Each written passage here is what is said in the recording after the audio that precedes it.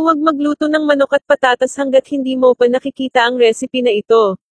Upang simulan ang aming recipe, magsisimula akong maghiwa ng 2 dibdib ng manok. Pagkatapos ay palambutin ko ang karne sa tulong ng martilyo sa ganitong paraan. Pagkatapos ay ililipat ko ang manok sa isang container na may 1 kutsarita ng asin at 1 kutsarita ng black pepper at 3 kutsara ng olive oil. Pagkatapos ay ihalo ko ng mabuti hanggang sa maidagdag ang lahat ng sangkap. Ngayon maghihiwa ako ng sibuyas. Ang recipe na ito ay kamangha-mangha.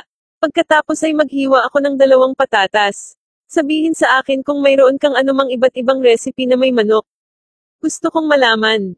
Sa paggawa nito, ilalagay ko ang sibuyas na hiniwa sa isang kawali. Pagkatapos ay idagdag ko ang mga patatas sa ibabaw, ikalat ko ng maayos.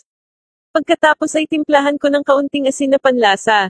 Tapos may konting black pepper din na panlasa. Ngayon ay idaragdag ko na ang manok sa aming recipe. At bago ko makalimutan, sabihin sa akin kung saang probinsya ka nanood para mabigyan kita ng espesyal na shoutout.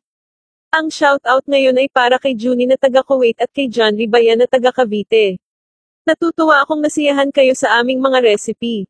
Ngayon ay tatakpan ko ng foil at ilagay sa oven sa 390 degrees Fahrenheit sa loob ng 40 minuto.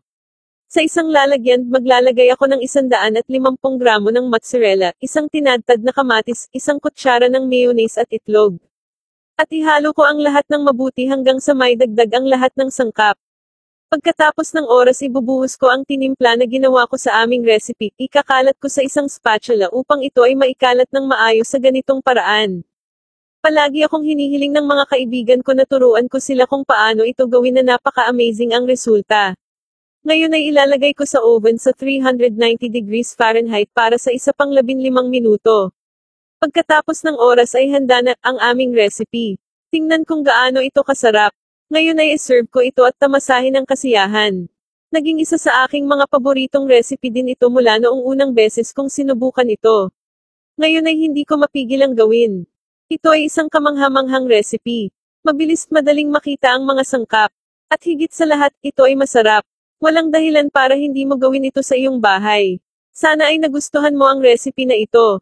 Maraming salamat sa panonood ng video na ito hanggang ngayon. At bago matapos ang video, pakisuyong mag-follow at mag-like at mag-follow na din sa aking Facebook at YouTube channel. Maraming salamat. Magkita-kita tayo sa susunod na video. Ingat kayo palagi.